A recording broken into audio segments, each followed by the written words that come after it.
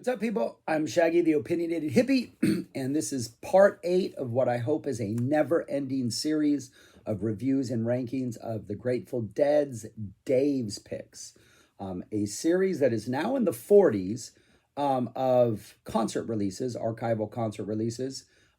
This, of course, is volume 8. I'm going to review 8, and then I'm going to rank it as it compares to the other 8 or the other 7, and then I'm going to do about one a week until I hopefully never get to the end and rank them as I go.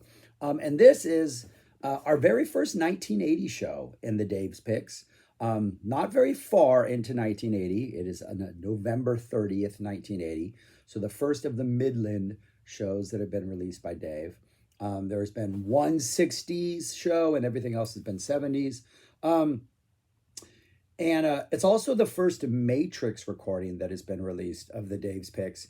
And the Matrix recordings are in which they take a soundboard and an audience recording and sort of digitally like combine the two sounds to give it sort of the energy of the room or have it like feel more like you're there. And sometimes it's a little weird. I think some of the Bob vocals come across weird.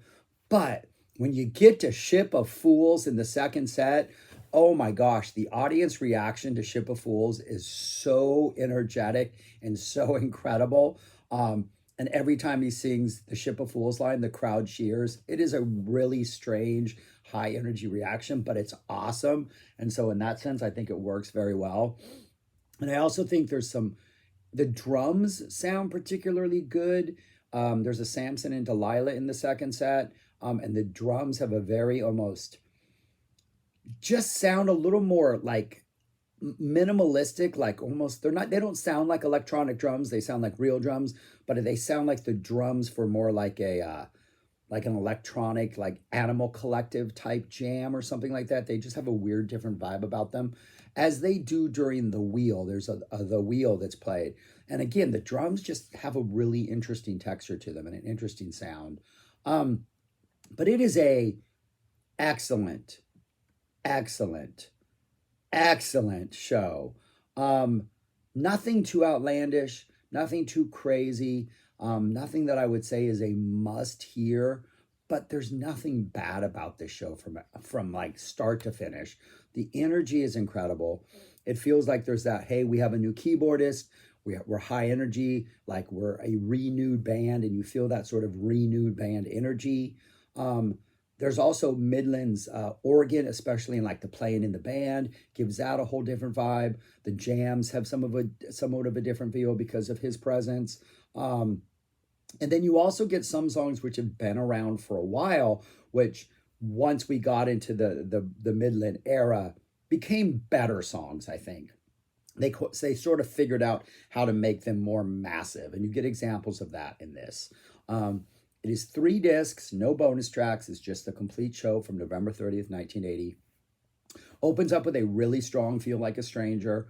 Really pretty much straightforward jam at the end where it's just Jerry going off.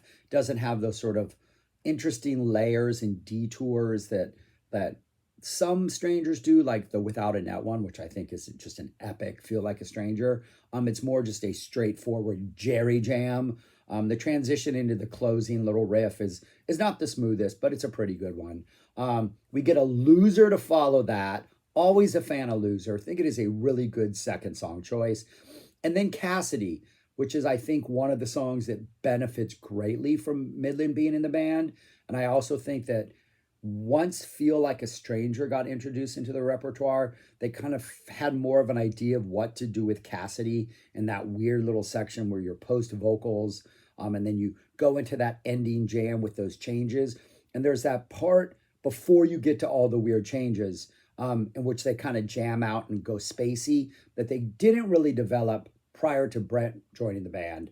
And once he joined the band, I think they really figured out how to make Cassidy more of a jammy, exploratory number, more so than it was. And this is not as epic as Cassidy would be, but you can see them going in that direction. You get a Ramble on Rose, Little Red Rooster, which is my favorite of the Bob Blues numbers, at least the regular rotation Bob Blues numbers. Really nice bird song, not the longest bird song, but again, it hadn't been back in the repertoire that long. They're still trying to figure it out, but it's still really nice to hear a bird song. And it's sort of in the middle of the set. It's not like the penultimate or the last number. So that's kind of neat. We get a Me and My Uncle Big River. And yeah, it's right in the middle of the set. So we got a whole bunch of songs after this. Me and My Uncle Big River, Must Have Been the Roses, which is always nice to hear. And then we get a Lost Saint. So that's the end of disc 1. Disc 2 starts off with a Lost Saint in the first set, which is nice. That opens up disc 2. And then to close out set 1, we get a Deal. And this is another one of those songs that once Mydland joined the band, it just became a bigger, jammier number. Kind of reminiscent of what Jerry Garcia Band was doing with the song, with just the awesome organ presence, with that closing guitar solo being like a moment, being like a rousing, rollicking way to end a set. It became just a really strong song for, years, and now it's like an epic set closer. So you get a pretty epic deal. Just high energy, fun, rollicking with nice organ work to close the first set. And then the second set, despite having 2 songs in it, which normally I'd be like, whatever, are really good. And the energy is fantastic. Again, none of these things I think, other than the wheel, none of these things I think are must-hear versions, but all of them are excellently well performed. Scarlet Begonias opens up the second set. Really high energy, really good jam. Jerry is just going for it the entire time. And actually, you know what? I take that back. The segue from Scarlet into Fire is almost perfect. It's a quick segue. Like Phil is just kind of like really getting involved in the Scarlet as they're like reaching their peak. Phil kind of steps up and has some really dominant notes. And then he just slides right into that that opening Fire on the Mountain bass groove. And like the band just jumps right into it. It almost seems like if they had planned it out, if like the segues were written, like, like a Genesis performance or something like that, this is the way they would write it to happen. It is that excellently performed of a segue. They don't really jam on Fire again once they get into it. Like they quickly go into the verses and then quickly go into the solos. Very aggressive solos. I think it's Jerry's second solo in which he's just like really making some really loud, almost feedback drenched noises. His tone is really aggressive in these. Like he is really attacking this Fire. Not your most epic Fire. We're not reaching a 15-minute length like we would in 77, but a really good, really high energy. The whole thing altogether is about 22 minutes of a Scarlet Fire to open the second set. No complaints at all. And again, really nice moments from Brent from Mydland throughout the solos. Phil has a really good segue. Jerry is just aggressive the entire time. Excellent Scarlet Fire. Then we get a Samson and Delilah, which I'm usually not a fan of, but it works well. Again, it's high energy. The drum intro sounds a little bit different. It just has a little bit of a different vibe about it that is kind of neat before they go into what is like a standard Samson. Then we get the Ship of Fools, which the audience goes crazy for. Excellent Ship of Fools, performed incredibly well. You can feel the band feeding off the energy of it. It's just absolutely no complaints. And then we get a like 16-minute playing in the band that is just in a really aggressive, really just sort of like reminds me of like, it's just like a race the entire time. Just like a bunch of people just like trying to get to the finish line as quickly as possible. And it's just like, that's what the entire jam is. Just like pedal to the metal, go. But in your playing in the band spacey sense. And once they reach that destination and you feel like drums is about to happen, like you get some really nice Mydland like keyboard work and some nice sort of like lighter, more tinkly type minute or two of explorations and journeys that kind of like melt away before drums take over. Drums is about 12 minutes long. You get a really nice space. Early on in space, it has some very, I was trying to remember what kind of energy it has. It's not Other One energy. It has some really good, it's got some dark energy. I can't even remember what the reference was I was going to make. But the space has some really good energy to start off. I want to say it was like some Set the Controls for the Heart of the Sun energy or something like that. But then again, I think I'm just Pink Floyd obsessed. I just made some Pink Floyd videos. But anyways, the space is really nice. And then the wheel may be the highlight of the second set in what is a strong second set. has really good energy. The drums come in nicely, and we get that slowly developing wheel that we would get in like the 80s, where the drums kind of set it up, and then Jerry comes in with those guitar parts, and then we get the song, and then there's a really nice wheel jam at the end of it that almost gets kind of King Crimson-ishy with like, weird like like, just Jerry playing these weird complicated figures and lots of nice keyboard work and sort of complicated rhythms, and it gets really kind of twisted and funky before it goes into China Doll. And China Doll is always for the win, especially since I Need a Miracle would occupy this spot, pretty much for the rest of their career, the Wheel Miracle thing. The bane of my existence as a Dead fan in the 80s. Just too many miracles. But the China Doll is so beautiful and so perfect. It's, as China Doll should always be. And then we get in Around and Around, Johnny Be Good to close out, which is high energy Bob. And then you get in Uncle John's Band as an encore, which is just an interesting encore. The jam in the middle is kind of sweet, but it's just kind of a weird song to hear as an encore. But it's good. It's a nice, refreshing, different encore. But yeah, I would say this is just a solid, well-performed, if not at times great show from start to finish.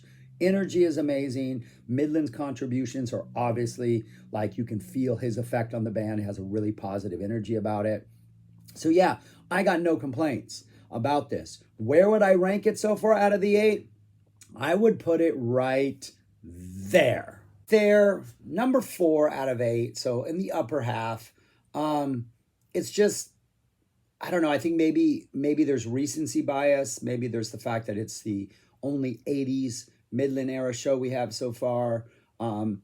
Everything on here is solid, as I've said before. I think the only two that are like, if I were to like integrate this list with the Dick's Picks list, I would say number 1 and number 2 might be in the top 10, maybe top 15. The Dick's Picks series is, I think, a much stronger series overall. Again, we're only 8 deep into this. That had 36. But I would say like everything on here is pretty solid. And it's right there, like in the middle at this point. Again, a lot of like the volume 4, volume 1, volume 7, the things that are like 5, 6, and 7 are like solid shows that have one excellent moment that kind of pushes them. But this one I think is just solid from start to finish.